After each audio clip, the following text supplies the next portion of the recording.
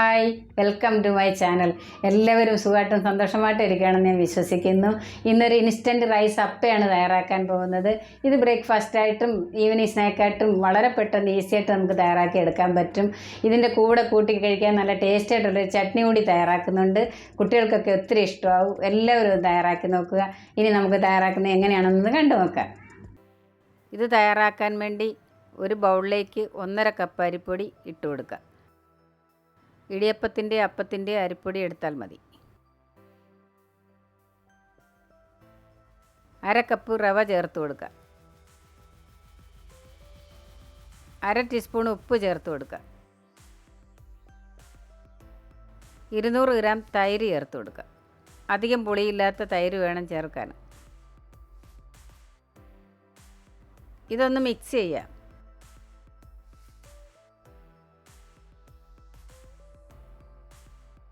ഒരു കപ്പ് വെള്ളം എടുത്തിട്ടുണ്ട്.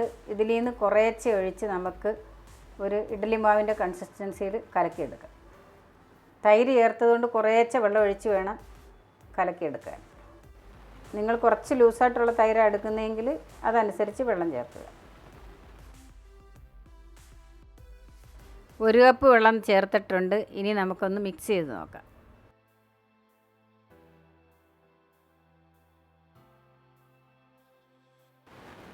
അധികം പുളിയില്ലാത്ത തൈര് വേണം ചേർക്കാൻ. കൂടുതൽ ഓവർ പുളിയുള്ള തൈര് ചേർക്കരുത്. നല്ലപോലെ മിക്സ് ചെയ്തിട്ടുണ്ട്. ഇനി 10 മിനിറ്റ് റെസ്റ്റ് ചെയ്യാൻ വയ്ക്കാം.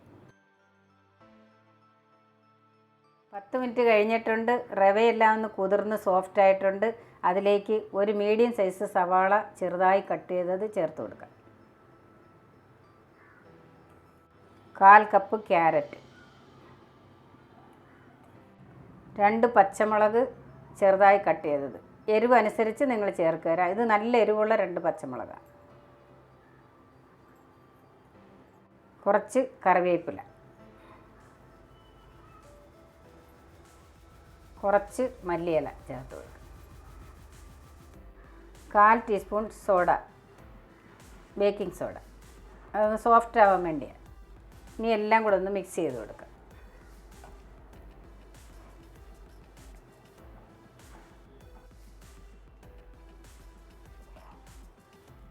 ഒരു കപ്പ് വെള്ളം എടുത്തിട്ടുണ്ട്. കുറച്ച് നമുക്ക് ഒഴിക്കാം. ഒരു 1/4 കപ്പ് ഒഴിക്കാം.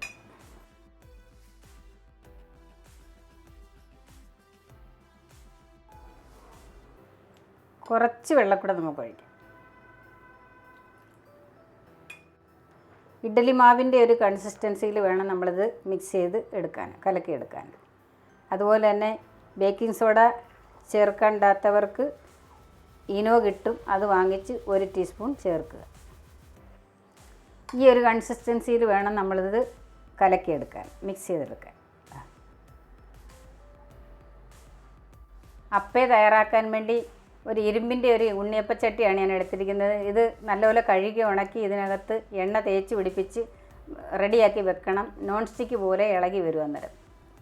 അതല്ല, നോൺ സ്റ്റിക്കിൻ്റെ ആണ് നിങ്ങൾ ഉപയോഗിക്കുന്നതെങ്കിൽ ഒന്നും ചെയ്യേണ്ട, ഡയറക്റ്റ് തയ്യാറാക്കാം. കുറേശ്ശെ എണ്ണ ഒഴിച്ചു കൊടുക്കുക. അതൊന്ന് ഒട്ടിപ്പിടിക്കാതിരിക്കാനാണ്. കൂടുതൽ എണ്ണ വെച്ചുള്ള പലഹാരം അല്ല ഇത് കേട്ടോ. ഇതൊരു ബ്രേക്ക്ഫാസ്റ്റ് റെസിപ്പിയാണ്.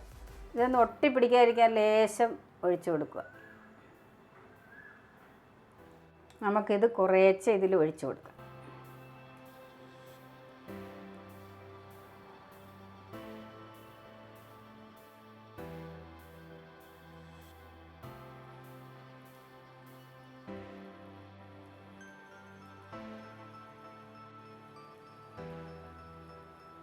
മീഡിയം ഫ്ലെയിമിലിട്ട് വേവിച്ചെടുക്കുക. ഇതൊന്ന് അടച്ച് വയ്ക്കുക. നമുക്ക് പെട്ടെന്നാവുക. 2 മിനിറ്റ് മതി കേട്ടോ. 2 മിനിറ്റ് കൊണ്ടായി കിട്ടും, വെന്ത് കിട്ടും. ആ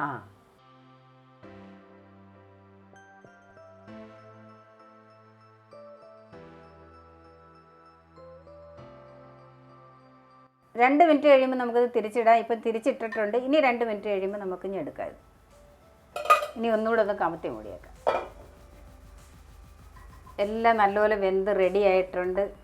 ഇനി എല്ലാം ഞാൻ എടുക്കാം നമുക്ക്.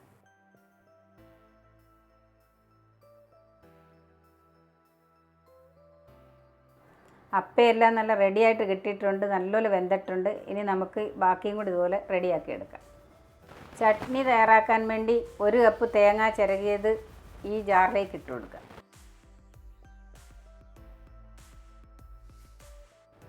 2 ടേബിൾ സ്പൂൺ കടലപ്പരിപ്പ്, ഇനി പൊട്ടുകടല, 2 പച്ചമുളക് ഒടിച്ചിട്ട് കൊടുക്കുക. കുറച്ച് മല്ലിയില 1/4 കപ്പ്,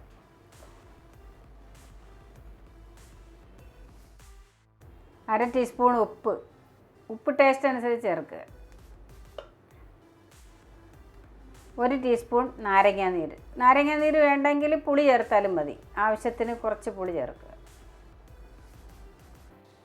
1/4 കപ്പ് വെള്ളം ചേർത്ത് നമുക്കിത് അരച്ചു കൊണ്ടുവരാം, പേസ്റ്റാക്കി കൊണ്ടുവരാം.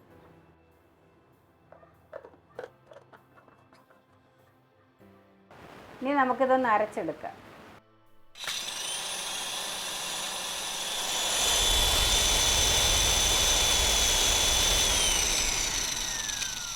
ചട്നി നമ്മൾ അരച്ച് കൊണ്ടുവന്നിട്ടുണ്ട്, അത് നമുക്കൊരു ബൗളിലേക്ക് ഇട്ട് കൊടുക്കാം.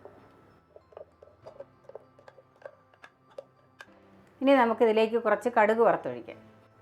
കടുക് വറക്കാൻ വേണ്ടി 1 ടേബിൾ സ്പൂൺ വെളിച്ചെണ്ണ ഒഴിച്ചു കൊടുക്കുക. ഏതെങ്കിലും കുക്കിംഗ് ഓയിൽ എടുക്കുക. അതിലേക്ക് 1/4 ടീസ്പൂൺ കടുക് ചേർത്ത് കൊടുക്കുക.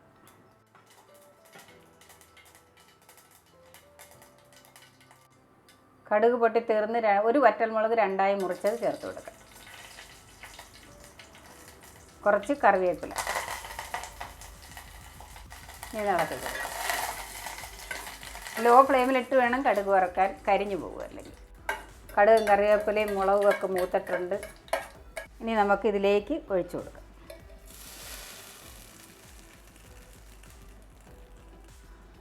നല്ല അടിപൊളി സൂപ്പർ ചട്നി റെഡി ആയിട്ടുണ്ട്. അപ്പം എല്ലാം റെഡി ആയിട്ടുണ്ട്. ഒരെണ്ണം ഞാനെടുത്ത് മുറിച്ച് കാണിക്കാം. നല്ല ടേസ്റ്റിയാണ്. എല്ലാവരും ഒന്ന് തയ്യാറാക്കി നോക്കുക. വീഡിയോ കണ്ട് ഇഷ്ടപ്പെടുകയാണെങ്കിൽ എല്ലാവരും ഒന്ന് ലൈക്ക് ചെയ്യാനും കമൻറ്റ് ചെയ്യാനും ഷെയർ ചെയ്യാനും സബ്സ്ക്രൈബ് ചെയ്യാനും ഒന്നും മറക്കല്ലേ. നന്ദി, നമസ്കാരം. Thank you so much.